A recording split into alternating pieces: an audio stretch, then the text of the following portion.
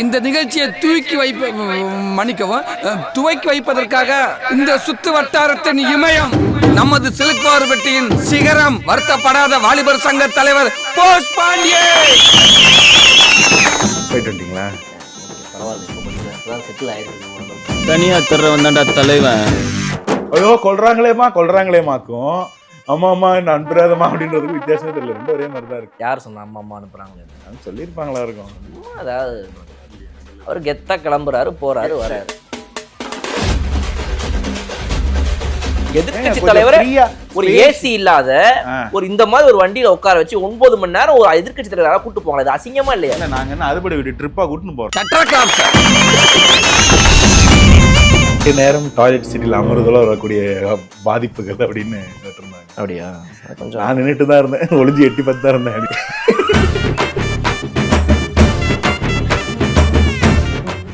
அடிப்படையே அறிவு இல்லாம ஒரு கும்பலுக்கு எப்படிங்க பதில் சொல்லி புரிய வைக்கிறது? பதில் தெரியலன்னா பரவாயில்ல, அவனுங்களுக்கு கேள்வியே புரியலங்க. இத்தனை வருஷமா திமுக எல்லாம் கரெக்டா பண்ணிட்டு வருது. எது ஊழலாம்? மேட்டூர் கட்டினது பிரிட்டிஷ்காரன், அமராவதியும் பவானி சாகரம் கட்டினது காமராஜர், கல்லணை கட்டினது கரிகால சோழன். திமுக அதிகபட்சமா கட்டினது கலைஞருக்கு இப்போ ஒரு பேனஸில் கட்டி அதை வைக்கிறது இடம் தெரியாம வண்டியில் வச்சு சுத்திக்கிட்டு இருக்கீங்க. அம்மையார் இந்திரா காந்தியை பத்தி ஒரு தலைவர் பேசின வார்த்தையை நான் சொல்லட்டுமா? கட் பண்ணா போட முடியுமா உங்க சேனல்ல? முடியாது.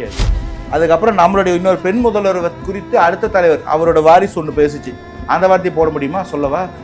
இன்னைக்கு அதே மாதிரி தான் இது 3ஆம் தலைமுறையா அதையே பண்ணிட்டு இருந்தா இதை எப்படி நம்ம அலோவ் பண்ணலாம்? இது அப்படியே பேசலாம், விட்டுலாம்.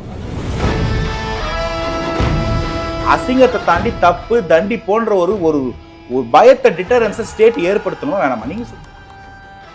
அப்ப அதை பண்றதுல என்னங்க தப்பு?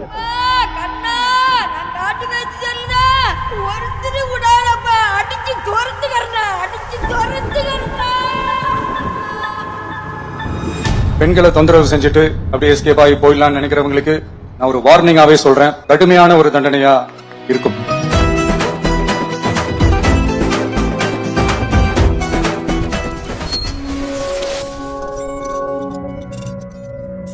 போயிட்டு வந்துட்டீங்களா? ஓகே, பரவாயில்ல. இப்போ கொஞ்சம் இப்போதான் செட்டில் ஆயிருக்குது ஓரளவுக்கு. ஓகே, ரொம்ப வருத்தமாக தான் இருக்கு. ஒரு மனுஷன் கீழே போனதால தான் மேலே போனான்னு வரலாறு பேசுச்சுன்னா அசிங்கமா இருக்காது? அது ஒவ்வொருத்தங்களுக்கு ஒவ்வொரு பிரச்சனை, கொஞ்சம் டைம் ஆகும். ஒரு இதாகிட்டு ஒரு ரெடியாக ஒரு சேனல் இருக்கிறேன் நான். இப்போ நீங்கள் ஒரு சேனலில் வந்து எனக்குன்னு வந்து ஒரு இத்தனை ஃபாலோவர்ஸ் இருக்கிறாங்க, சப்ஸ்கிரைபர் இருக்கிறாங்க. அப்போ அதுக்கு ஒரு டைம் எடுக்கும்ல. நான் பாத்ரூம் போனேன், இப்போ நார்மல் பீப்புள் பாத்ரூம் போனாங்கன்னா 10 நிமிஷத்தில் வந்துருவாங்க. இப்போ நான் போனேன்னா 1 மணி நேரம் ஆகும். நான் ஒரு நியூஸ் ஆர்டிகல் வீடியோ ஒன்று பார்த்தேன், தமிழில் எடுத்து போட்டு வச்சிருக்காங்க. அதிக நேரம் டாய்லெட் சீட்டில் அமர்றதுல வரக்கூடிய பாதிப்புகள் அப்படின்னு கேட்டிருந்தாங்க. அப்படியா? கொஞ்சம் நான் நின்றுட்டு தான் இருந்தேன், ஒளிஞ்சு எட்டி பார்த்து தான் இருந்தேன். இது நிஜமாவேங்க டைம். அது வந்து இப்போ ஒவ்வொருத்தவங்களுடைய இது பொறுத்து. இப்போ நீங்கள் வந்து இவல்யூஷன் தான், நான் தப்பு சொல்ல மாட்டேன். முன்னாடிலாம் நெஞ்சு வலிக்குதுன்னு படுத்துப்பாங்க, இப்பெல்லாம் டாய்லெட் போய் ஒளிஞ்சிக்கிறாங்க. இல்லை இப்போ நான் இப்போ நீங்கள் வந்திருக்கீங்க, ஐயோ என்ன கேட்பாரோ ஏதோ தெரியலையே என்னடான்னு ஒரு பதட்டம் இருக்குது. இப்போ நான் தஞ்சாவூர் கூட்டு போலாம் தான் வந்தேன். இல்லை, நான் அதை ஓப்பனாக காட்ட முடியாதுல்ல. இப்போ நான் என்ன பண்ணுவேன், இப்போ வெளியே போய் உட்காந்துக்கிட்டு சரி ஒரு ஆளுங்களை கூட்டிகிட்டு ஒரு 10 பேர் 20 பேர் வரட்டும், வந்து உட்காந்துருக்காங்க பாருங்க எவ்வளோ பேர். இந்த மாதிரிலாம் வந்து ஒரு கூட்டம் சேர்ந்ததுக்கப்புறம் இப்போ வெளியே வந்தோன்னு வச்சுக்கோங்க, இப்போ நம்ம என்ன எதுன்னு கேட்டோம்னா சுற்றி லீகலாக பேசுறதுக்கு நமக்கு 4 பேர் இருக்கிறாங்க, கூட்டம் சேர்ந்துறதுக்கு வெளியே அப்படின்ற ஒரு இது இருக்குல்ல. இப்போ எனக்கு கூட்டம் வர்றதுக்காக கரெக்ட். காலையில் 7 மணிக்கு உடனே வானா வந்துருவாங்க எல்லாரும். சிட்டில இருந்து ஈசிஆர் வரைக்கும் வரணும், எவ்வளவு டைம் எடுக்கும், அதுக்கெல்லாம் வந்து யோசிக்கிறது இல்லையா? நீங்க திருதுப்புன்னு கிளம்பி வந்துட்டா. நான் என்ன நினைச்சேன்னா, நான் சின்ன வயசுல இருக்கும்போது ஒரு டியூஷன் படிப்பேன். எங்க வீட்டு மேல் வீட்டில் ஒரு அக்கா இருப்பாங்க, அவங்ககிட்ட தான் டியூஷன். வீட்டில் ஹோம்ஒர்க் எழுத மாட்டாங்க, அவங்ககிட்ட சேர்த்து விட்டுருவாங்க எங்க அம்மா. நான் அந்த அக்கா டியூஷன் போக மாட்டேன். ஈவினிங் உட்காந்தோம்னா டிவியில் டியூஷன்லாம் அண்ணனே எடுக்க மாட்டாங்களா? அக்கா தான் எடுப்பாங்க. ஆமாம், அக்கா அண்ணனுங்கெல்லாம் ஏதாவது படிச்சு அழைப்போம். அக்காங்க தான் வந்து காலேஜ் படிக்கும் போதெல்லாம் எடுப்பாங்க. நான் அப்போ 2வது தான் படிச்சுட்டு இருந்தேன், என்னையும் வன்மத்தோட பார்க்காதீங்க. அந்த அக்கா வந்து எங்கள் அம்மா என்ன சொல்லுவாங்க, அம்மா இன்னும் உடம்பு இல்லைம்மா ஜுரமான்னு சொன்னால், நாளைக்கு ஹோம்ஒர்க்லாம் இல்லைம்மா சாட்டர்டே லீவ் தாம்மான்னு சொன்னால் விடு ஓகேன்றுவாங்க. ஆனால் எங்கள் அம்மா ரகசியம் வந்து அக்காவை கூப்பிட்டு அவங்க வந்து எடுத்துட்டு போவாங்க. எங்க அம்மா காப்பாத்துற மாதிரி என்ன ரூம்குள்ள படுத்திருக்கேன் பாப்பான்னுவாங்க. ஆனா எட்டி பார்த்தா நம்ம பிடிச்சி எங்க அம்மா தான் கொடுப்பாங்க. இது திருவிழா ஆரம்பத்துல அம்மா போலீஸ் வேணாமா, அம்மா போலீஸ் வேணாமா சொல்லுமான்னு சொல்லுவாரு பாருங்க. அந்த மாதிரி காப்பாத்துறேன்னு நினைச்சவங்களே காப்பாத்துல போல இருக்கு. சரி, இப்போ இந்த விஷயத்தை பொறுத்த வரைக்கும் நீங்க சுத்தி முத்தி எங்க வரீங்கன்றது எல்லாருக்கும் புரிஞ்சிருக்கும் வீடியோல. இப்போ நான் என்ன கேட்கறேன் அப்படின்னா, இதுல வந்து எந்த வகையில வந்து சரி ஓகே இதை கட் காப்பி பேஸ்ட் பண்ணிருக்கீங்க, நல்லா தெரியுது. இந்த மாதிரி வந்து ஏதோ ஒன்று இல்லாத ஒரு விஷயத்தை இருக்கிற மாதிரி. Copy paste. நான் ஒரு பெட்டரான ஒரு இது சொல்றேன், அதை வச்சுக்கோங்க. எழுதி கொடுத்ததே அரசாங்கம் தான், எழுதி கொடுத்து பேச வச்சுட்டாங்க, நான் ஏமாந்து பேசிட்டேன்னு சொல்லுங்க. அவ்வளவு போய் சொன்னா நம்ப மாட்டாங்க. பட் கட் காப்பி பேஸ்ட் அக்செப்டபிளா இருக்கும்ல. ஓகே, அந்த வீடியோ இப்போ யாராவது ப்ளே பண்ணி பார்க்க போறானுங்களா? பார்த்துட்டாங்க. எங்க இதுல கட்டே இல்லையே, ஸ்ட்ரைட்டா அப்படியே வரிசையா பேசிட்டு பார்க்க போறானுங்க. அந்த வீடியோ அப்படியே போட்டது அவங்களோட சேனல் தான். அப்போ அவங்களே கட் காப்பி பேஸ்ட் பண்றாங்கன்னு ஒத்துக்கிறாரா மாட்டார்ல? சரி, இப்போ வெளியே வந்தோன்னே அந்த ஒரு இது பார்த்தீங்களா, ஒரு ஃப்ரீ ப்ரொமோஷன் பண்ணியிருக்கீங்க இன்னைக்கு தாவேக அரசு. எப்படி இதை வந்து நடத்துறதுன்னு தெரியல. ஐடியா போட்டீங்க, ரைட் ஓகே இந்த மாதிரி ஒரு இதை கொடுத்துருவோம் அப்படின்ட்டு. அதில் எவ்வளவு குழப்பங்கள், எவ்வளவு குளறுபடிகள் அப்படின்றத நீங்களே பாருங்க. இதில் வந்து நீங்கள் எப்படி உங்களால் முட்டு கொடுக்க முடியாது. வீட்டிலேருந்து கூட்டிகிட்டு போகணும் முடிவு பண்ணிட்டீங்க. அங்கே போயிட்டு கோர்ட்டில் எதுக்கு வந்துட்டு அப்போ இல்லை யுவர் ஆனர் இந்த மாதிரி வந்துட்டு அங்கே சைடில் இங்கே போயிட்டுருக்காரு, அங்கே கோர்ட்டில் வந்துட்டு இல்லை நாங்கள் வந்து அரெஸ்ட் பண்ணுறதுக்காகலாம் கூப்பிட்டு போகல, நாங்கள் வந்து சும்மா விசாரணை பண்ண தான் கூப்பிட்டு போவோம். அது நீங்கள் அதுக்கு வீட்டிலே வச்சு விசாரணை பண்ணிருக்கலாம். அதுக்கு எதுக்கு தஞ்சாவூர் வரைக்கும் போய் விசாரணை பண்ணுவோம்? அப்படி இல்லைங்க. ஃபர்ஸ்ட் அண்ட் ஃபார்மோஸ்ட் வந்து இந்த ப்ரொமோஷன்லாம் நாங்கள் யாருக்கும் கொடுக்கல. சட்டம் தன் கடமையை செய்து இதை ப்ரொமோஷனாக ஒருத்தர் பார்ப்பார் அப்படின்னா அது அது ஒரு காலத்தில் உண்டு.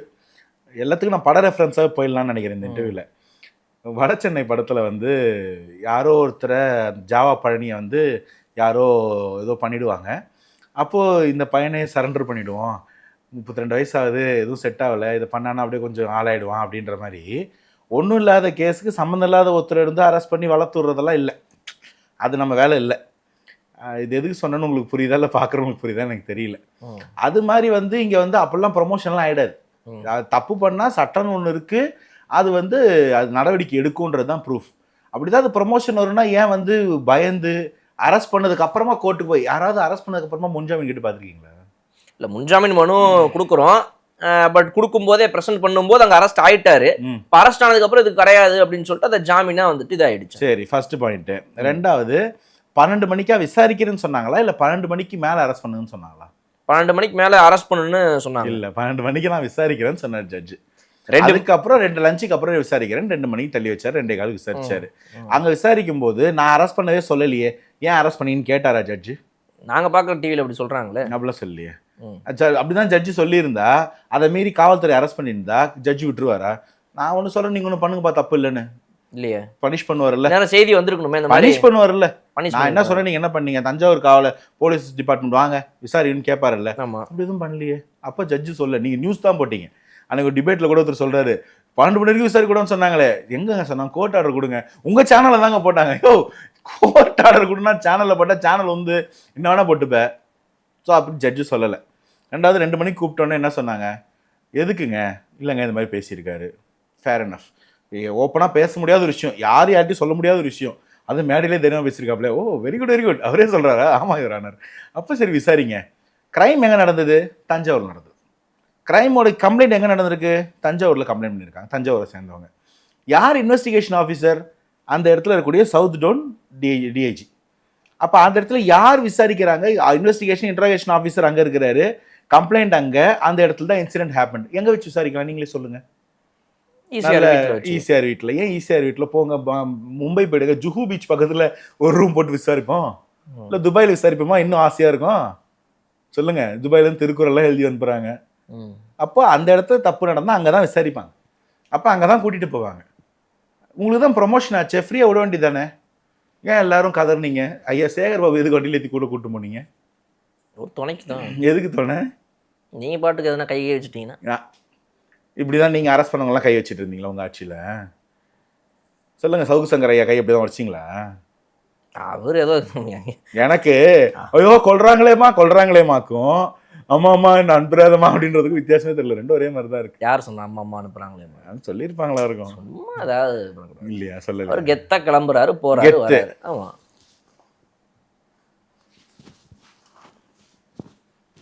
போணுமா? இருக்குவா போவா? இது கெத்தா? சொல்லுங்க, காமெடியா இருக்கு. இல்லைங்க, அத்தனை முன்னாள் அமைச்சர்கள் கூட இருக்கிறாங்க. சேகர் பாபு அவர்கள் இருக்கிறாரு, சட்டம் நல்லா படித்த சரவணன் அவர்கள் இருக்கிறாரு. சொல்லும்போது சிரிப்பர்ல எனக்கு எங்கெங்க வருது. சரி, அவர் இருக்கிறாரு. அப்புறம் இந்த பக்கம் பார்த்தீங்க அப்படின்னா மாசு அவர்கள் இருக்கிறாரு. அவரும் ஒரு நன்கு படித்து தேர்ந்த ஒரு வக்கீல். ஸோ இப்படிப்பட்ட நபர்கள் இருக்கும்போது அவருக்கு என்ன பயம்? அதனால அவங்க கூட வராங்க. வாங்க தம்பி நம்மளும் கூட போயிட்டு தஞ்சாவூர் வரலாங்க. அது முதல்ல அது வந்து ஆக்சுவலி தைரியமா இருக்கவங்களுக்கு தப்பு ஒன்றும் இல்லைங்க, வக்கீல் நேரம் வர சொல்லுங்க, நான் வந்துடுறேன் அப்படின்னு விசாரிக்கலாம், போகலாம். இல்லைங்கன்னு சொல்கிறவங்க கூட வக்கீலையும் நாங்கள் வக்கீலையும் எங்கள் கூட தான் கூப்பிட்டு போனோம்னு சொல்லலாம். அதை அரெஸ்ட் பண்ண வந்த இன்ஸ்பெக்டர்லாம் இன்னைக்கு உட்கார சீட் இல்லாமல் நின்றுட்டு போனாங்க. அதை பார்த்தீங்களா? நீங்க ஒரு எதிர்க்கட்சி தலைவருங்கிற மரியாதை கொஞ்சம் கூட இல்லாம அவரை போய் இந்த மாதிரி ஒரு வேன்ல ஏத்தி கூட்டு போறீங்க. இன்னும் ஹெலிகாப்டர் வைக்க முடியும்? ஒரு சுமோலையாவது வச்சு கூட்டு போங்க. சும்மாவா? வண்டி பாதியில் நின்றுங்க, அதெல்லாம் வரது அவுட் ஆஃப் ஸ்டேஷனுங்க. சரி, ஒரு பொலேரோ ஸ்கார்பியோ இனோவால வச்சு கூட்டு போங்க. ஏன்னா ஒரு எதிர்க்கட்சி தலைவர் ஒரு ஏசி இல்லாத ஒரு இந்த மாதிரி ஒரு வண்டியில உட்கார வச்சு 9 மணி நேரம் ஒரு எதிர்க்கட்சி தலைவராக கூட்டு போங்க. அது அசிங்கமா இல்லையா? நாங்க என்ன அறுபடை வீடு ட்ரிப்பா கூட்டுன்னு போறோம்? ஏசி கொடுத்து வாயில பாப்கார்ன் வாங்கி கொடுத்து வரும்போது அர்ச்சனை பண்ணி தேங்காய் பழம் கொடுத்துறதுக்கு என்னங்க தப்பு பண்ணிருக்கீங்கன்னா விசாரிக்கிறதுக்கு போலீஸ் கூட்டு போறாங்கன்னா ஏசி இல்லையே டிசி இல்லையே, அதான் வந்தது ஏசி டிசி தானே வந்தாங்க. அதுக்கு வண்டியில ஏசி வந்து அவர் ஜேசி வந்தது ஏசி வந்து பத்தி நான் கேட்கல. எனக்கு இப்ப என்ன வேணும் அப்படின்னா ஒரு எதிர்க்கட்சி தலைவரை ஒரு கண்ணியத்தோட கூட்டு போயிட்டு கண்ணியத்தோட கூட்டு வரணும். நாங்க கண்ணியத்தோட தான் கூட்டு போனோம். கண்ணியத்தோட பேசுனீங்களான்னு சொல்லுங்க. கண்ணியத்தோட பேசினாதான் கண்ணியத்தோட பார்க்க முடியும். நீங்க பேசுனது கண்ணியமா இருக்கா? அவர் சொன்ன டைலாக் சொல்லுங்க. உங்க வீட்டுல இருந்து வீடியோ பார்ப்பாங்கல்ல, சொல்லுங்க. காவேரில தண்ணி வரலன்னு அதுக்காக அரெஸ்ட் பண்ணாங்க. ஆமா சொல்றாரு, தைரியமா வந்து ஏர்போர்ட்ல சொல்றாரு. ஒரு அட்டெம்ப்ட் ஒண்ணு பண்ணுவீங்க. நாங்க சொல்றோமே தண்ணி வரலன்னு நான் காவேரியில கேட்டதை வந்து என்ன அரெஸ்ட் பண்ணிட்டாங்க. போற போக்குல புலிகேசியில படம் தெரியுமா, 200 வருடம் கழித்து வரப்போற மடையர்களுக்கு நாம் எப்படி இருந்தோம் என்று தெரியவா போகிறது, வரைஞ்சு வெயிடா அப்படின்னு. அந்த மாதிரி மிஸ்ஸானு உருட்டின மாதிரி இந்த வாட்டி நான் காவேரியில தண்ணி வேணும் தான் கேட்டேன், அரெஸ்ட் பண்ணிட்டாங்க கூட சொல்றீங்க. ஆல்ரெடி லிஸ்ட்ல சேர்த்தாச்சு. தண்டவாளத்துல தலை வச்சு படுத்தது, இந்தியை எதிர்த்தது, அது என்னது, அப்புறம் வந்து இப்போ நீங்கள் சொன்ன மிஸ்ஸா, அந்த வகையில் பார்த்தீங்க அப்படின்னா இன்னைக்கு வந்து இது சேர்ந்தாச்சு. அதான் அதே மாதிரி வேற ஒரு லிஸ்ட் ஒன்று இருக்கு. இந்திரா காந்தி அம்மையார் மதுரைக்கு வரும்போது பேசினது, ஜெயலலிதா அம்மையார் குஜராத்துக்கு ஒரு முதல்வரோட பதவியேற்க போகும்போது இன்னொருத்தர் பேசினது, இன்னைக்கு காவேரிக்கு வந்து இவர் பேசினது, அதையும் நாங்கள் லிஸ்ட் ஏற்றி வச்சிருக்கோம். வெளியே வந்து ஓப்பனாக சொல்றாரு, அவர் தைரியமாக சொல்றாரு, யாருக்கும் பயம் கிடையாதுங்க. அவர் சொல்றாரு காவேரி பிரச்சனைக்காக குரல் கொடுத்ததற்காக என்னை இப்படி தூக்கி உள்ள வைப்பார்களே ஆனால் நான் பெருமை கொள்கிறேன்ற ரேஞ்சுக்கு அவர் நிகழ்ச்சி. சரி, ஏன் போலீஸ் ஸ்டேஷன் வாசல்ல மைக் நீட்டுமா பிரஸ் மீட் கொடுக்காம ஏர்போர்ட் வரைக்கும் தள்ளி வந்து கொடுத்தீங்க? அந்த ஏர்போர்ட்ல ஒரு சம்பவம் இருக்குதுல்ல, அது ஒரு லெஜெண்டரி ஸ்பாட் ஆயிடுச்சுல இன்னைக்கு. இல்ல நீங்க வந்து பேசிங்கன்னா செங்கட்டியே வந்து ஒரு லெஜெண்டரி ஸ்பாட்டா மாறி இருக்கும்ல, எதுக்கு அங்க பேசல, திரும்ப உள்ள கூட்டு போறாங்கன்னா? இல்ல செங்கிப்பட்டி ஃபுல்லாவே வந்து சூழ்ந்துட்டாங்க தொண்டர்கள்லாம். அங்க வேற ஒருத்தவங்க வந்து இந்த மாதிரி தயவு செய்து தொண்டர்கள்லாம் சொல்லாதீங்க. அதே வீடியோ போட்டிருக்கானுங்க, 200 ரூபா கொடுத்து கூப்பிட்டாங்க, ஃப்ரைட் ரைஸு பாட்டிலு காசு கொடுத்து அதை வீடியோ எடுத்து பாருங்க, எங்களுக்கு காசு கொடுக்குறாங்கன்னு ஒருத்தன் போட்டான். காசு கொடுத்து ஆட்களை மொபைலைஸ் பண்ணியிருக்கீங்க. என்ன பாயிண்ட்டை ப்ரூவ் பண்றீங்க? எனக்கு சீரியஸா பதில் சொல்லுங்க. ஒரு தப்பா பேசி, ஒரு அவதூறு பேசி, அநாகரிகமா பேசி அதை விசாரிக்கிறதுக்கு போலீஸ் கூப்பிடுறாங்க. அதுக்கு போய் முதல்ல ஏவி கேட்குறீங்க. ரெண்டாவது விசாரிக்கும் போதே தெளிவாக சொல்றாங்க, இல்லைங்க இது வந்து நாங்கள் அரெஸ்ட்லாம் பண்ணலங்க, ரிமாண்ட்லாம் பண்ண போகிறது இல்லைங்க, பயப்படாதீங்க, ஸ்டேஷன் ஜாமீன்லேயே விட்டுறோம், சாயந்தரமா விசாரிக்க தாங்க கூட்டு போகிறோம்னு சொன்னால் ஜட்ஜ் என்ன சொன்னார்? விசாரிக்க கூட சொன்னாரா? இல்லை, என்ன சொன்னார்? இன்னைக்கே விட்டுறணும், அவரை ரிலீஸ் பண்ணணும்னு சொன்னார். விசாரிங்கன்னு தான் சொன்னார். ஆமாம். ஸோ விசாரிக்கிறதுக்கு கூட்டு போனோம், விசாரிச்சுட்டு அனுப்பிச்சிட்டோம். இதுக்கு எதுக்கு அவ்வளோ பெரிய கூட்டத்தை மொபிலைஸ் பண்ணுறீங்க? அந்த வந்த கூட்டம் என்ன சொல்லுது? கரெக்ட் சார், இப்படியே பேசுங்க, தலைவர்கள்லாம் பேசுங்கன்னு நான் சொல்லுங்க. இந்த கேள்விக்கு அங்கே ஒருத்தர் இருக்காருல்ல, ஆர்எஸ் பாரதின்னு, அவர் சொன்னார், நான்லாம் நிறைய பேசியிருக்கேன், என்னால் யாரும் அரெஸ்ட் பண்ணவே இல்லை, அவர் மேலே 16 கேஸான், அவங்க தலைவர் மேலே 40 கேஸான், நாங்கள் இப்படி தாங்க பேசுவோம், ஹேபிச்சுவலாக இப்படி தான் பேசுவோம் அநாகரிகமா, எங்கள் யாரையுமே எதுவுமே பண்ணல, அவரை மட்டும் ஏன் பண்ணீங்க அப்படின்னு கேட்குறாரு. இது என்ன சொல்லுது? அரசியலில் எவ்வளவோ இருக்குது பேசுறதுக்கு. இன்னைக்கு காவேரியில் தண்ணி வரல, காவேரியில் தண்ணி வரலாம், அதுக்கு காரணம் திமுக தான். சொல்லுங்க, பேசுவோம், அதை வாங்க பேசுவோம் தான் சொல்றோம். எதை பத்தியுமே அக்கறை இல்லை இந்த தாவேக அரசுக்கு. இன்னைக்கு இந்த மாதிரி ஒரு பர்சனல் லைஃபை பத்தி ஏதோ ஒன்னு யாரோ ஒருத்தங்களை பத்தி பேசிட்டாங்க. இல்லங்க, இது என்ன பர்சனல் லைஃப்? நீங்க வந்து இதுக்கு முன்னாடி வந்து ஒருத்தர் வந்து பெண்கள் வந்து இது மாதிரி தான் பேசினார், தாவேக பெண்களை போய் டிஜிபி ஆஃபீஸ்ல அன்னைக்கு நாங்க ஆட்சியில இல்லை கம்ப்ளைண்ட் கொடுத்தாரா இல்லையா எங்க தலைவர்? இதுக்கு முன்னாடி எந்த இடத்துலயாவது இது வந்து பேசுங்கன்னு ப்ரொமோட் பண்ணியிருக்கோமா? இல்ல. அண்ணா யூனிவர்சிட்டியில இருந்து பொன்ராஜ் பேசின வரைக்கும் எல்லாத்துக்கும் அகைன்ஸ்டா சட்டப்படியும் நடவடிக்கை எடுக்க தான் செய்யறோம். இன்னைக்கும் அந்த இடத்துல பேசுறாரு. நான் சொல்றேன், நீங்க அது ஒரு தனிப்பட்ட நடிகை பத்தி தான், ஒருத்தரை பத்தி தானே நீங்க பேசுங்க, அந்த டைலாக் பேசுங்க. உங்க வீட்டுல கேட்கறாங்க அந்த டைலாக் தெரியுமா பேசுவீங்களா? ஏங்க அது ஒரு இழிவான சொல் தொடருங்க. அது எதோட கம்பேர் பண்றாரு பாருங்க. இப்போ எதுக்குங்க காவிரி எல்லா நதிகளுக்கும் பெண்கள் பேர் வச்சிருக்கு? எதுக்குங்க தாயை பட்சால் தண்ணியை பழிக்கூடாதுன்னு சொல்றோம்? இதெல்லாம் நம்ம வழக்கு மொழிகள் தானே. அப்ப நீங்க எப்படிங்க அதை அப்படி போய் பேசுவீங்க? தஞ்சாவூருக்கு தண்ணி வரணும், எத்தனை டேம் கட்டிருக்கீங்க காவேரியில? சொல்லுங்க, எனக்கு அது பதில் சொல்லுங்க. இல்ல நீங்க அந்த ஈரவங்கத்தெல்லாம் பேசவே மாட்டீங்க. வேண்டாம், உங்களுக்கு இந்த இடத்துல அரசியல் பண்ணணும், அரசியல் பண்ணாலும் அந்த இதை பத்தி பேச மாட்டோம். போன வாட்டிகள்லயும் தண்ணி சரியா வரல காவேரியில. மழை வந்து டெபிசிட்டா இருந்த போதெல்லாம் தண்ணி வரல. வந்த தண்ணியை சேர்த்து வைக்கிறதுக்கு ஒரு வக்கு இல்லை, ஒரு டேம் இல்லை. அந்த ராசிமணல் ப்ராஜெக்ட் 61ல காமராஜர் அடிக்கல் நாட்டினதுல இருந்து தொங்கிட்டு கிடக்கு. ஒன்னத்தை பத்தி பேச அறிவே இல்லை இவனுங்களுக்கு. எங்க கேக்குறாங்க உங்களுக்கு வரலாறு தெரியுமான்னு. 61ல காமராஜர் வச்சு அடிக்கல் நாட்டினது நல்ல வேலை இப்ப நாங்க பேசுறோம். முன்னாடியே பேசினா அந்த அடிக்கலை நான் புனியத்துக்கு போட்டுட்டு இருப்பானுங்க தண்ணியில. என்னங்க பண்ணிருக்கீங்க நீங்க தமிழ்நாட்டுக்கு? அப்ப தண்ணி வரலன்னா அப்பா பிரச்சனையா தான் இருக்கு. எல்லாரும் தான் சொல்றோமே. எத்தனை வாட்டி போயிட்டு திமுக காரங்க கர்நாடகால போயிட்டு பேசியிருக்கீங்க, பேச்சுவார்த்தை நடத்திருக்கீங்க? எதுக்கு பேச்சுவார்த்தை நடத்தணும்? சுப்ரீம் கோர்ட்டுடைய கைட்லைன்ஸ் நம்ம பக்கம் இருக்குது, ஜட்ஜ்மென்ட் நம்ம பக்கம் இருக்கு. அந்த கைட்லைன்ஸ் யார் வாங்குனது? டிஎம்கே கருணாநிதி அவர்கள் தான் வாங்குனாரு. இல்ல ட்ரிபியூனல் யார் வாங்குனது? டிஎம்கே தான் பண்ணுச்சு. இல்ல தப்பு.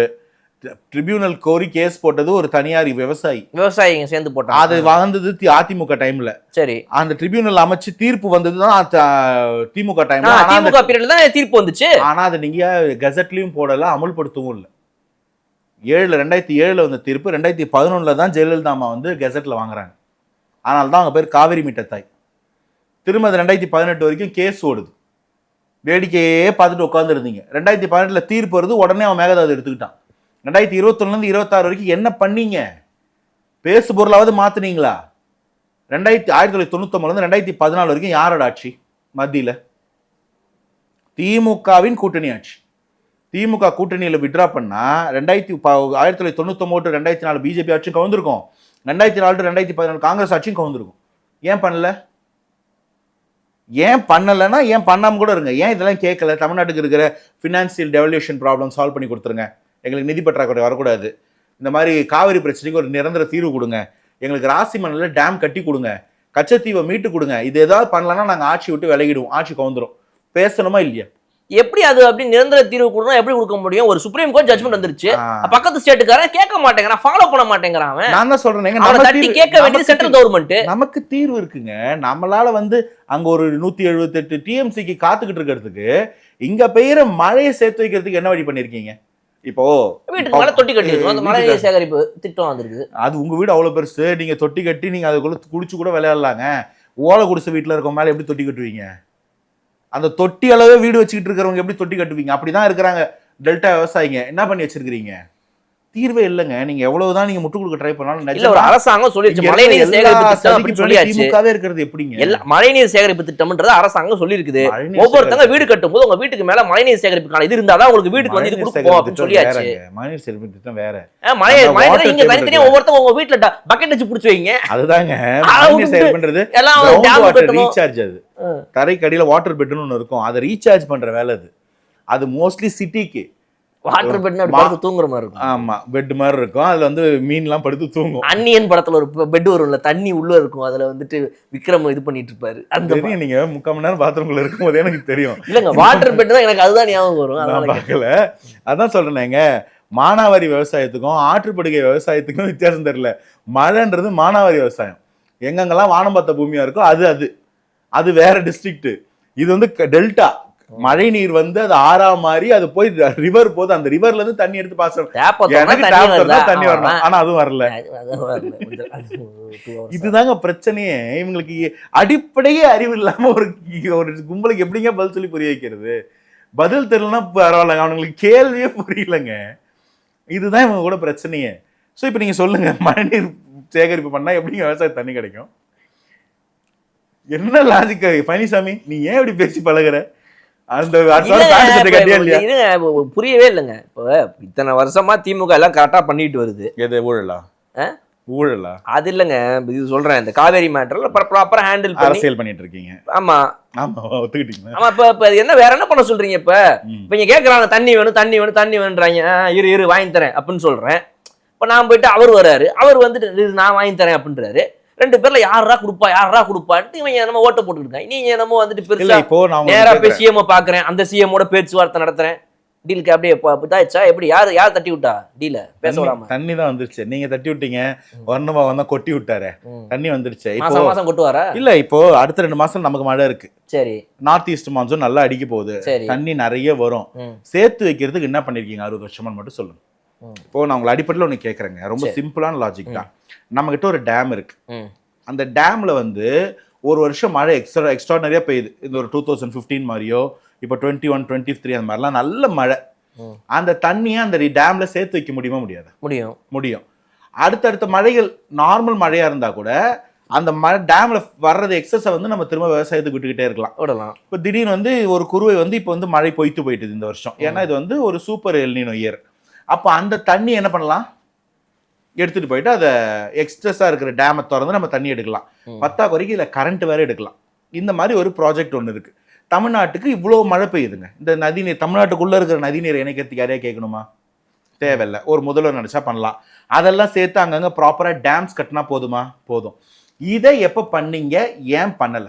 அது என்ன அப்படின்னா, இயற்கை என்ன சொல்லுது அப்படின்னா, ஆற்றுல இருந்து வர தண்ணி கடல்ல போய் கலக்கணும்னு சொல்லுது.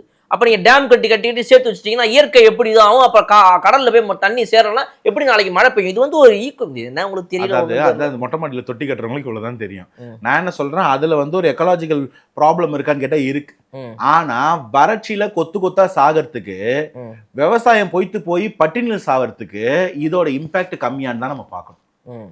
நீங்க எடுத்துட்டு போயிட்டு ஒரு டெக்டானிக்கலி ஒரு வல்னரபிள் ஜோன்ல டேம் கட்டுறது வேற. ஒரு பிளெயின், தமிழ்நாடு ஒரு பிளெயின், ஒரு டெல்டா, அந்த இடத்துல நீங்க கட்டி வச்சீங்கன்னா என்ன பிரச்சனை? இப்போ கல்லணை இருக்கு, கல்லணையால உங்களுக்கு எத்தனை பிரச்சனை வந்துருச்சு? மேட்டூர் அணை இருக்கு, எத்தனை பிரச்சனை வந்துருச்சு? அமராவதி எத்தனை பிரச்சனை வந்துருச்சு? பவானி சாகர் எத்தனை பிரச்சனை வந்துருச்சு? இதெல்லாம் நம்ம ஆளுங்க கட்டின டேம். கரெக்டா இல்லையா? மேட்டூர் யார் கட்டினா? திமுக. நொட்டுவாங்க. மேட்டூர் கட்டினது பிரிட்டிஷ்காரன், அமராவதியும் பவானி சாகரம் கட்டினது காமராஜர், கல்லணை கட்டினது கரிகால சோழன். அதை எடுத்துன்னு வந்து நீங்க ஒரு அளவுக்கு மேல் தான் பொறுமை, பார்த்துக்குங்க. இல்லையா? இல்லங்க, சரி, அதை கட்டியிருந்தா அதிகசத்து கமிஷனா இருப்பீங்களே. இல்ல, என்ன தமிழ்நாட்டு என்னெல்லாம் அழகா நினைச்சோ அது எல்லாமே திமுக. திமுக அதிகபட்சமா கட்டினது கலைஞருக்கு இப்போ ஒரு ஸ்பேனாசில கட்டி அதை வைக்கிறதுக்கு இடம் தெரியாம வண்டியில் வச்சு சுத்திக்கிட்டு இருக்கீங்க. எனக்கு தெரிஞ்சு அதான் கட்டினீங்க. நம்ம ஏன் அந்த பேனாக்குள்ள தண்ணி சேர்த்து வைக்க கூடாது? இப்ப இங்குக்கு பதிலாக அந்த பேனாக்குள்ள தண்ணியை ஊற்றி சேர்த்து வச்சு அப்புறமா எடுத்து குடிச்சு கூடாது? ஸ்ட்ரா போட்டுருங்க. அந்த பேனா பக்கம் போறலாம் ஸ்ட்ரா வச்சு சப்ஜி குடிச்சிட்டு. சரி, இப்போ இந்த coming back to the Thanjavur matter. இந்த தஞ்சாவூர் வரைக்கும் ஒரு ஃப்ரீ ப்ரொமோஷன் நீங்க பண்ணி கொடுத்துருக்கீங்கன்றத நிறைய பேர் சொல்றாங்க. சவுக்கு சங்கர் அவர்கள் சொல்றாரு, இந்த மாதிரி வந்து ஒரு ஃப்ரீ ப்ரொமோஷன் பண்ணி கொடுத்துருக்காங்க இவங்க, உங்களுக்கு தெரிய வேணாமா? இதுக்கு பின்னாடி இந்த திட்டம் தீட்டுதல்ல இருக்கிறதே வந்து உங்க கட்சியில வந்து ஆரோக்கியசாமி, ஜான் ஆரோக்கியசாமி தான் இதெல்லாம் பண்றாரு. ஏன்னா வந்து இப்ப இதை ஏன் வீடியோல நான் தனியாக உட்காந்து பேசினா யாரும் நம்ப மாட்டாங்க. இப்ப நீங்க வந்து உங்க கட்சியுடைய ஸ்போக்ஸ் பர்சனா வந்திருக்கீங்க, உங்ககிட்ட நான் கேட்கறேன். சவுக்கு சங்கர் அவர்களை வந்து அவர் பேசுறத நிறைய பேர் வந்து ரொம்ப உன்னிப்பா கவனிக்கிறாங்க, தினம் என்னன்னு பாக்குறாங்க. அவர் சொல்றாரு, மக்கள் நிறைய பேர் அதை நம்புறாங்க. ஜான் ஆரோக்கியசாமி தான் வந்து அன்னைக்கு ராத்திரி 12 மணிக்கு பிளான் போட்டு கொடுக்குறாரு, பண்ணிடுங்க, இதை பண்றேங்க, அவரை காலையில் அரெஸ்ட் பண்ணிடுங்க அப்படின்னு ஜான் ஆரோக்கியசாமி தான் ஆக்டிங் சிஎம்மா ஒர்க் பண்ணிட்டு இருக்காரு இங்க அப்படின்னு சொல்றாரு. இல்லை, ஆக்சுவலி நம்ம அண்ணங்கிட்ட ஒரு பழக்கம் உண்டு. அவர் என்ன பண்ணுவார், ஒரு 60% உண்மையை எடுத்துப்பார். அது கூட அவர் நினைக்கிற சில விஷயங்கள் எல்லாம் அழகா அடுக்கி அது மேலே புகுத்தி அதை கொண்டு போயிட்டு டிஸ்பிளே பண்ணிடுவார், ப்ரொபோசல் வச்சுடுவார்.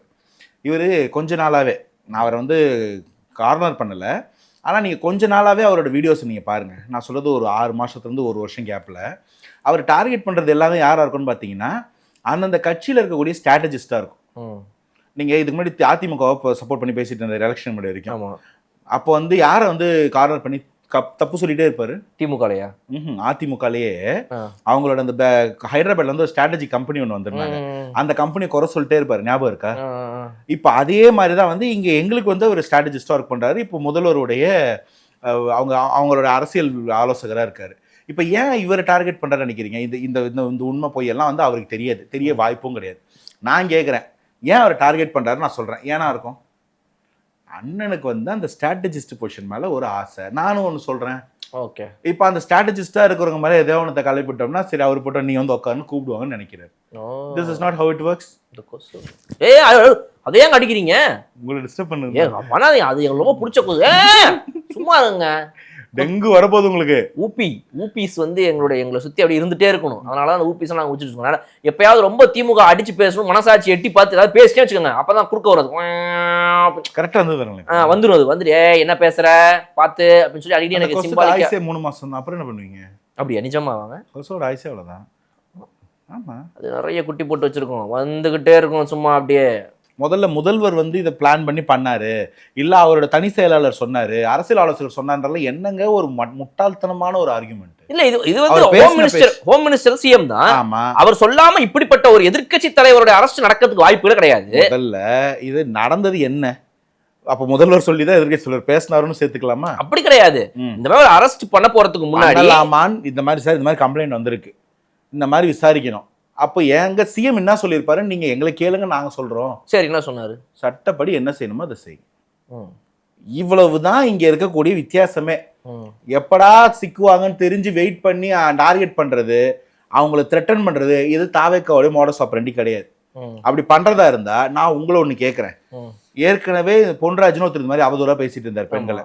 அவர் மேல கம்ப்ளைண்டே கொடுத்திருக்காரு முதல்வர். அன்னைக்கு வந்து அவர் அவர் தலைவரா தாவேக்கா தலைவரா மட்டும் இருக்கும்போது வந்த முத நாளே தூக்கி போட்டுக்கலாமா? பண்ணமா இல்ல. அதே மாதிரி வேற ஒருத்தர் என்னென்னமோலாம் அவதூறா பேசினார் எவ்வளவோ பேரு. ஆனா பொன்ராஜ் வந்து இது பண்ணீங்கல்ல, கேஸ் ப்ரொசீட் பண்ணிருக்கு. நாங்க வந்து வந்த 2ஆம் நாள் அவர் தூக்கு, அவர் அலக்கழி, அரெஸ்ட் பண்ணு, ஏதாவது நடந்ததா? சட்டப்படி அன்னைக்கு கொடுத்த கம்ப்ளைண்ட்டுக்கு எஃப்ஐஆர் போட்டுருந்துக்கணும், போடல. நீங்க ஆட்சி வந்தா எஃப்ஐஆர் போட்டீங்க, அவ்வளவுதான். அந்த அரசு அதிகாரிகள் காவல்துறை மேல ஒரு சூப்பர் இன்குமெண்ட் லோட ஒண்ணு போட்டு வச்சிருந்தது திமுக. இன்னைக்கு அந்த லோட ரிமூவ் பண்ணிட்டு அரசு அதிகாரிகளுக்கு எந்த விதத்திலையும் ஒரு அரசியல் தலையீடு இல்லாத ஒரு ஆட்சி நடக்கும். இது கொள்கை முடிவு. எங்களுக்கு எங்க தாவேக்காவின் கொள்கை முடிவு. அந்த கொள்கை முடிவுபடி நாங்க செயல்படுறோம். இல்ல இப்ப சிஎம் எஸ் சொன்னாரு, ப்ரொசீடுன்னு சொன்னாரு, ஓகே ரைட், படி நடவடிக்கை. சரி அப்படி சொன்னாரு. ஆனா அதை சொல்றதுக்கு முன்னாடி அவர் ஒரு ஆலோசனைன்றது பெற்றுக்க மாட்டாரு, தனிப்பட்ட நபரா முடிவு எடுத்துருப்பாரு. அதுதாங்க இப்ப வந்து நீங்க வந்து இதை வந்து இப்போ எங்க வந்து டோன் எப்படி ஷிஃப்ட் ஆயிட்டு பாருங்க. ஜான் சார் சொல்லி ஜான் சார் தான் பிளான் பண்ணி நைட்டு 12 மணிக்கு நோட்ஸ் எடுத்து கொடுத்தாருன்னு ஆரம்பிச்சு முதல்வர்கிட்ட இப்போ சவுத் ஜோன் டிஐஜி வந்து கேட்டாரு, அவரோட அரசியல் ஆலோசகர்கிட்ட என்னப்பா பண்ணலாமா, அது எதுவும் ப்ராப்ளமா அப்படின்னு கேட்டாரு. டோன் ஷிஃப்ட் பாருங்க. இப்ப யார் சொன்னது, யார் இதை பார்த்தது, என்ன என்ன பொருள் இது? சவுக்கு சொன்னாருன்னா அது கரெக்டா இருக்கும். இந்த சவுக்கு அடுத்து நான் பெல்ட்னு ஒரு சேனல் ஆரம்பிக்கலாம்னு இருக்கிறேன். இல்லங்க அவர் சொன்னாரு இன்சைட் இன்ஃபர்மேஷன் இருக்கும், சோர்ஸ் இருக்கும், டைரி வச்சிருக்காரு, இப்போ வந்து ஐபேட் வச்சிருக்காரு. ஸ்போக்ஸ் பர்சன் எல்லா நேரமும் உண்மை சொல்லணும் அவசியம் இல்ல, கட்சியை டிஃபர் பண்றதுக்காக நீங்க மாத்தி கூட பேசலாம். அப்ப அவர் சொல்றதெல்லாம் உண்மை நீங்க நம்புறீங்க அப்படிதானே? ஐபேட் வச்சிருக்காரு, மாலதின்னு சொல்றாரு, பேசுறாரு, இப்ப ஏதோ ஒரு உண்மை இருக்கும்ல அதுல. கரெக்ட் தான். ரைட். பாலா வணக்கம். பாலா வணக்கம் மனோஜித் அப்படின்ற மாதிரி. இப்ப இன்னைக்கு வந்து என்னன்னா ஐயா, ரொம்ப சிம்பிளான கேள்வி. இவர் வந்து யார் பண்ணாங்கன்றது இப்ப நீங்க சொல்றீங்க உங்க சைட்ல இருந்து, சிஎம் இந்த மாதிரி சொன்னாரு, இந்த மாதிரி ப்ரொசீடர் இருக்குங்கன்னு சொல்றீங்க. இப்போ இதுல ஃபிளாஸா நிறைய விஷயங்களை கூட அவரே சொல்றாரு. நான் வந்து அவரை நிறைய ரெஃபர் பண்ணணும்னு நினைக்க வேணாம், அது ஒரு கேள்வி மட்டும் சொல்லிடுறேன். ஏன்னா நிறைய பேர் அதை பிலீவ் பண்றாங்கன்றாலும் அவரை சொல்லியே சொல்றேன். இவர் சொல்றாரு, மக்கள் நம்புறாங்கன்றதுக்காக நான் அதை கேட்கறேன் உங்ககிட்ட. அவர் என்ன சொல்றாரு அப்படின்னா, 5 மணிக்கு வீட்டுக்கு போறீங்க, விடிய காலையில போய் டக்குன்னு அவரை வந்துட்டு அரெஸ்ட் பண்ணிட்டு வாங்க சார் அப்படின்னு சொல்லிட்டு அவருக்கு வந்துட்டு பாத்ரூம் போகணும்னு சொல்றாரா, ரெடி ஆகணும், குளிக்கணும்ன்றா, ட்ரெஸ் மாற்றணுன்றா, 10 நிமிஷம் 1/2 மணி நேரம் டைம் கொடுத்து 5:30 6 மணிக்கெல்லாம் அவரை கூட்டிட்டு நீங்க இங்கேருந்து தஞ்சாவூர் போயிருக்கீங்க, எங்க வேணா போங்க, விஷயம் முடிஞ்சுது. But you're taking time till 11 o'clock morning வரைக்கும் அவருக்கு டைம் கொடுக்குறீங்க, இல்லை அவர் எடுத்துக்கிறாரு, ஏதோ ஒன்று வச்சுக்கோங்களேன். பட் நீங்க இந்த இதை வந்து நைட்டு 12 மணிக்கு முடிவு பண்ணி 3 மணிக்கு இது பண்ணி 6 மணிக்கு இது பண்ணி உளவுத்துறைக்கு இது தெரிஞ்சு பேசிட்டாங்களாம். ஜான் ஆரோக்கியசாமி உளவுத்துறைக்கு இதை பேசிட்டாங்களாம். ஆனால் போலீஸ்க்கு சொல்ல வேணாம், காவல்துறைக்கு சொன்னால் விஷயம் லீக் ஆகிடும் அப்படின்னு சொல்லிட்டு 6 மணிக்கு வெயிட் பண்ணி 6 மணிக்கு தான் போலீஸ்க்கு சொல்கிறாங்களாம். காவல்துறை 6 மணிக்கு இதை சொன்னால் என்ன பண்ணுவாங்க? மாலதி இந்த வீடியோவில் இல்லை, வேற யாராவது தான் இருந்தாங்க. 6 மணிக்கு தான் காவல்துறைக்கு போகுது இந்த செய்தி. அப்போ அவங்க என்ன பண்ணுறாங்க அப்படின்னா வந்து அங்கே இருக்கிற காவல்படை இவங்க அவங்கன்னு கிளம்பி எல்லாம் போகிறதுக்கு ஈஸியாக வரைக்கும் டைம் ஆகிடுச்சு. போய் முடிக்கிறதுக்குள்ள அங்கே அவர் டைம் எடுத்துக்கிறாரு. அப்போ இவருக்கு நீங்கள் இவ்வளோ டைம் கொடுத்து ஒரு 11 மணிக்கு ஆரம்பிச்சு நீங்கள் 7 மணி வரைக்கும் தஞ்சாவூர் போனால் மொபிலைஸ் பண்ணி அவன் தமிழ்நாடு முழுக்க ஆளை கூட்டி ஃபுல்லாக கெத்து காட்டுறதுக்கு வேலை பார்த்துக்கிறான். இப்போ இதுக்கு நீங்கள் ஏன் ஸ்கோப் கிரியேட் பண்ணி கொடுத்தீங்க? இதில் இது வந்து அட்மினிஸ்ட்ரேட்டிவ் ஃபெயிலியர். இது ஜான் ஆரோக்கியசாமியோட பிளானிங் இருந்தால் இப்படி தான் நடக்கணும் அவர் சொல்கிறார். இல்லை அதுதான் சொல்கிறேன். முதல்ல வந்து நீங்கள் சொல்கிற மாதிரி முதல்வர் வந்து அது முன்னாள் ஆட்சியில் இருக்கும்போது ஒரு மும்பை முதல்வர் இருந்தார். நீங்கள் அந்த மைண்ட் செட்டில் பேசிகிட்டு இருக்கீங்க. இப்போ அப்படி இல்லை. எல்லாத்தையும் பார்த்து நோட் பண்ணி எல்லாத்துக்கும் இன்ஸ்ட்ரக்ஷன் கொடுக்குற மாதிரி ஒரு முதல்வர். அதை நான் வந்து பர்சனலாக ஃபீல் பண்ணுறேன். அதை நான் உங்களுக்கு வந்து ஒன்றுத்தையும் ப்ரூவ் பண்ணிட்டுலாம் இருக்க முடியாது. இது அப்படி தான் அவர் தான் எல்லா டெசிஷன் எடுக்கிறாரு. நம்புங்க, நம்பலைன்னா எங்களுக்கு எந்த பிரச்சனையும் இல்லை. டாட். அதனால் நீங்கள் ஜான் சார் மேலே வைக்கிற அந்த அதீத குற்றச்சாட்டு அவதூறுக்கும் வந்து அவரெல்லாம் பொறுப்பு கிடையாது. அவர் இதை சீண்ட போகிறதும் கிடையாது. அதனால் நான் அதை பெருசாக எடுத்துக்கல. இப்போ நீங்கள் சொல்கிற மாதிரியே வந்து ஒரு அரெஸ்ட் நடக்குதுன்னா அந்த அரெஸ்ட் நியாயமாக இருக்குமா, ஜனநாயக பூர்வமாக இருக்குமான்னு பாருங்கள். நீங்கள் சொல்கிற மாதிரி ஒரு அன்டைமில் அது வந்து நைட் 2 மணியோ இல்லை முந்தா நாள் சாயங்காலம் 6 மணியோ இல்லை இன்னைக்கு காலைல 5 மணியோ போய் ஒரு அரெஸ்ட்டை பண்ணால் இது வந்து ஒரு ஃபேர் டைம் கொடுத்ததா இருக்குமா? அன்னைக்கு தான் சம்பவம் செம்மையாக இருந்திருக்கும். சில இடத்துல ராத்திரியோட ராத்திரியா விடிய கிளப்பி தூக்க வேண்டிய அவசியம். அவர் கொலை பண்ணாரா? அவர் தான் தீவிரவாதியா? யார் அவர்? இந்த ஒரு விஷயம் அப்படி பண்ணல. அது அப்படி அது நியாயம் கிடையாது. அப்படி பண்ணிருந்தீங்கன்னா இப்படி மாறி அதுதான் சொல்றேன். இப்ப பாருங்க, இப்போ அப்படி போனா இப்படி நீங்க சொல்றீங்க பாருங்க. அப்ப அந்த டைம் நீங்க சொல்ற டைம்ல அரெஸ்ட் பண்ணா அது ஒரு அரசாங்கத்தோட ஃபெயிலியராவோ இல்ல ஒரு தப்பான டிசிஷனாவோ இருக்காதா? அப்ப அதை தான் இவர் சஜஸ்ட் பண்றாரா? நான் சொல்றேனே, இவரு முதல்ல நீங்க உங்க சேனல் நல்லா போயிட்டு இருக்கு, தேவையில்லாம இவரை பூஸ்ட் பண்ணி ப்ரொமோட் பண்றீங்க. அதுக்கு உங்களுக்கு என்ன ஐபேட் வாங்கி தரேன்னு சொன்னாரா, கார் வாங்கி தரேன்னு சொன்னு தெரியல எனக்கு. அதனால அதை விட்டுடுங்க. அவரு பேசுனதுக்கு நான் இவ்வளவுதான் பேசணும் யோசிக்கணும்னு சொல்லிட்டேன். அதனால அங்க முதல்வர் தான் முடிவெடுக்கிறாரு. சட்டப்பூர்வமா சட்டத்தின் ஆட்சி நடக்குது. காவல்துறைக்கு கம்ப்ளைண்ட் வந்திருக்கு, கம்ப்ளைண்ட் கூப்பிட்டு விசாரிக்கிறோம். நீங்க பண்ணதெல்லாம் கொஞ்சம் பாத்துக்கங்க. காசு கொடுத்து ஆளை ரோட்டு கூட்டு வந்து நிக்க வைக்கிறது, பொதுமக்களுக்கு இடையூறு ஏற்படுத்தும் வகையில போராட்டம். மவுண்ட் ரோடே ஸ்தம்பிச்சிருச்சு. அது வந்து பொதுமக்களுங்க போராடுறது, பொதுமக்கள். ஏங்க இதையாவது நியாயமா பேசுங்க. அந்த போராட்டத்துக்கு பொதுமக்கள் வந்து ஏங்க இருக்கிறது ஒரு 50-100 பேர் பண்ணா கூட அது ஒரு போராட்டம் மாதிரி தெரியும். அவங்க மக்கள் வந்து என்னடா இவங்க எது பண்றாங்கன்னு சொல்லிட்டு தாண்டி போவாங்க. இதுங்க சம்பந்தம் இல்லாம ஒரு 10 பேர் ரோடு ஆக்கிரமிக்கிறதுக்கு இப்படியும் அப்படியும் ஓடிட்டு இருக்குதுங்க, எல்லாம் பெருசுங்க. ஒரு பையன் பைக்கை வந்து நிப்பாட்டி எங்க வேலைக்கு போற வேலை என்னங்க பண்ணிட்டு இருக்கீங்கன்னா போட்டு அந்த பையனை தாக்குறீங்க, அடிக்கிறானுங்க போட்டு. அப்ப ஒரு தமிழ்நாட்டுடைய எதிர்க்கட்சி தலைவர், அப்புறம் வரேன், அது டைம் இல்ல, அந்த போட்டு அந்த ஆளை அடிச்சு அனுப்புறீங்க. ஊர் முழுக்க போயிட்டு ஏய் அவர் அரெஸ்ட், கடையை மூடு. ஆமா, என்னது இது, எதுக்கு கடையை மூடணும்? என்ன உங்களுக்கு என்ன கடை வியாபாரம் கேக்குது? ஒரு எதிர்க்கட்சி தலைவரே அவங்க தூக்கிட்டு போயிட்டு இருக்காங்க தஞ்சாவூர். உங்களுக்கு எதிர்க்கட்சி கடை கேக்குதா? உங்களுக்கு கடை வியாபாரம் கேக்குதா? அப்புறம் உங்களுக்கு குடிக்க தண்ணி வேணும், சோடா வேணும், எந்த கலர் வாங்குவீங்க? அதாவது கடை மட்டும் ஓனர் போயிட்டாக்க ஷட்டர் உடைச்சு எடுத்துக்கலாம்னு பிளான். என்ன புத்தி தெரியுமா இது? பிரியாணி குண்டா திருடணும் ஏதோ ஒரு நாள் நடந்துச்சுங்க. அந்த பிரியாணி குண்டா சரி சீரியஸா நான் சீரியஸா கேக்குறேன். எதிர்க்கட்சி தலைவர் அரெஸ்ட் ஆயிருக்காரு. இந்த இடத்துல கடைகள் எல்லாம் மூடப்படணும். எல்லா முன்னாடிலாம் அவனுங்களே பயந்து கடையை மூடிக்கிட்டு இருந்தானுங்க ஒரு காலத்துல. 10 வருஷத்துக்கு முன்னாடி 15 வருஷத்துக்கு முன்னாடி இந்த மாதிரி ஒரு சின்ன அரெஸ்ட் நடந்தா கூட செய்திகள்லாம் வரும், இந்த மாதிரி ஒரு தலைவர் இறந்துட்டாங்க அப்படின்னா உடனே ஐயோ மூடுறா கடை எல்லாத்தையும் அவங்க மூட்டு போயிருவானுங்க, ஊர் அடங்கிடும், அப்படியே ஊரடங்கே போட வேண்டான்ற மாதிரி. ஆனா இன்னைக்கு என்ன தைரியத்துல கடையை திறந்து வச்சிருக்காங்கன்றதா இப்ப கேள்விங்க. இல்லைங்க, இதுக்கு தான் திரும்ப நாங்கள் கிரெடிட் எடுத்துக்கிறேன். நான் அந்த மாதிரி ஆள் கிடையாது. ஆனா மக்களே வந்து கொஞ்சம் தெளிஞ்சிட்டாங்க. சும்மா போற போக்குல இந்த த்ரெட்டு கொடுக்கறது, பயமுறுத்துறது, அதெல்லாம் வந்து இன்னைக்கு கிடையாது. நீ அப்படிலாம் கையை வச்சுன்னா நாங்கள் என்ன பண்ண எங்களுக்கு தெரியும், நாங்கள் எப்படி வந்து எலெக்ஷன்ல பார்த்துப்போம், அதெல்லாம் வந்து மக்கள் ரொம்ப தெளிவாயிட்டாங்க. ஸோ இப்போ சும்மா வந்துட்டாங்களாப்பா கடையை முடிப்பா, அடிச்சிருவோம்ப்பா, அதெல்லாம் ஒரு காலம் 90s. இன்னைக்கு அந்த பயம்லாம் மக்களுக்கு இல்லை. அந்த மாதிரி மக்களை பயமுறுத்தி ஏதோ ஒரு காரியம் சாதிக்கிறதெல்லாம் இங்கெல்லாம் ஆகாது. இந்த பந்து மக்களை வந்து த்ரெட்டன் பண்ணி கடையை அடைக்கிறது, உள்ள ஆள் இருக்கும்போது இழுத்து சட்டரை போட்டு மூடுறது, அதெல்லாம் பழசு. அது பண்ண முடியாது. ஏன்னா மக்கள் தான் ரோட்டுக்கு வந்துட்டாங்களே, அவங்கதானே வந்து போராட்டமே பண்றாங்க. வெளில வரலையா? மவுண்ட் ரோடே ஸ்தம்பிச்சு போனது காரணம் பப்ளிக் வாஸ் ப்ரொடெஸ்டிங். என்ன ப்ரொடெஸ்ட்? இந்த மாதிரி வந்து ஏன் அவரை கூட்டிட்டு போறாங்க, போராடுவோம், தாவேக அரசை கண்டிக்கிறோம். என்ன பேசினாரு? திமுக அரசை ஒழிக என்ன பேசினாரு? ஒரு ஃப்ளோல டக்குன்னு உடனே கட்சி கொடி ஏதி யார் எந்த இடத்துக்கு வந்தோம், எவன் காசு கொடுத்தான்றத மறந்து லைட்டா சில டைம்ல கன்ஃபியூஸ் ஆகும். அந்த மாதிரி போலீஸார் சொல்றேன்டா கையில திமுக கொடி வச்சுக்கிட்டு திமுக ஒழிகன்னு சொல்றியே. அது நேத்து போனோம், ஐயோ நேத்து மீட்டிங் ஆகும், அது வந்து அதிமுக. அது ஒரு பக்கம் இருக்கட்டும். எதுக்கு அரெஸ்ட் சொன்னாங்களா? அது சொன்னாங்களே காவேரிக்காக போராடினாரு மக்களுக்காக. இல்ல தப்பு. அந்த நரேஷனை முதல்ல வெளில எடுங்க. அவரு அசிங்கமா பேசினாரு, ஆபாசமா பேசினாருன்னு அரெஸ்ட் பண்ணிருக்காங்க. பொது வெளியில இந்த மாதிரி பேசக்கூடாது, அது பெண்களையும் பேசக்கூடாது, ஒரு தனிப்பட்ட நபரையும் பேசக்கூடாது, ஒரு நதியையும் பேசக்கூடாது. என்னங்க பேசினா இப்ப யாருங்க பேசல, எல்லாரும் தாங்க பேசிட்டு இருக்காங்க. இது ஒரு மேட்டராங்க. இது ஒரு ரெக்கார்ட்ல பேசுங்க, ஒரு எஃப்ஐஆர் போடுங்க. அதாங்க போட்டுருக்கோங்க, அதோட விடுங்க. அது பேசுங்க. அதுக்கு அரெஸ்ட் பண்ணணுமா? பிரேமலதா அவர்கள் கேக்குறாங்க. அவர் பண்ணது தப்புதான், ஆமா, கண்டிக்கத்தக்கதுதான். ஆனால் அதற்கு இந்த தாவேக அரசு எடுக்கும் இந்த நடவடிக்கையும் தவறு, அரெஸ்ட் பண்ணக்கூடாது. நான் சொல்றேன், இது வந்து ஒரு பாயிண்ட்ல இப்ப நம்ம ஒரு திருமாவர்களும் அதான் சொல்றாரு, இங்க ஒரு அடி அங்க ஒரு அடி, அப்படி தென்னை மரத்துல இருக்கு. நான் ஒண்ணு கேக்குறேன், இப்ப 90s பத்தி ஒண்ணு பேசணும். இந்த மாதிரி கடைகளை வந்து த்ரெட்டன் பண்ணி இழுத்து மூடுன்றது, மிரட்டுறது, இதெல்லாம் வந்து இன்னைக்கு கரண்ட் இல்லைன்னு, அதெல்லாம் இங்க செல்லுபடி ஆகாது, நாங்க ரொம்ப தூரம் வந்துட்டோம், அந்த எண்ணத்தெல்லாம் விட்டுடுங்கன்னு மக்கள் ஒண்ணு சொல்றாங்கல்ல, அதை ஒரு பக்கம் வச்சுக்கோங்க. இதே மாதிரி பேச்சு, இந்த அநாகரிகமான அசிங்கமான ஆபாச பேச்சுக்களே ஒரு நேரம் இவங்களுடைய மேடை பேச்சுக்களா இருந்தது. நமக்கு தெரியாது, தேடி படிச்சாதான் தெரியும். அது எப்படி ஒரு காலகட்டம்னா, பெருசா என்டர்டெயின்மெண்ட்லாம் கிடையாது. சாயந்தரத்துல வந்து மீட்டிங் போடுவாங்க, அப்போ 2 பஸ் மாறி 10 கிலோமீட்டர் 5 கிலோமீட்டர் நடந்தெல்லாம் போவாங்க. என்னடா அந்த கட்சி மேல கொள்கையா கோட்பாடா ஈர்ப்பான்னு பார்த்தா ஒன்றும் கிடையாது. சமத்துவமா வீட்டுல சகஜமா பேசுறதுக்கு அஞ்சரை பேச முடியாத விஷயங்களை பேசுவாங்க அந்த இடத்துல உட்காந்துக்கிட்டு. ஒரு 4 மணி நேரம் மீட்டிங் நடக்குதுனாக்கா ஒரு 2.5 3.75 மணி நேரம் வெறும் இது மாதிரி அவனை இது சொல்றது, இவனை அது சொல்றது.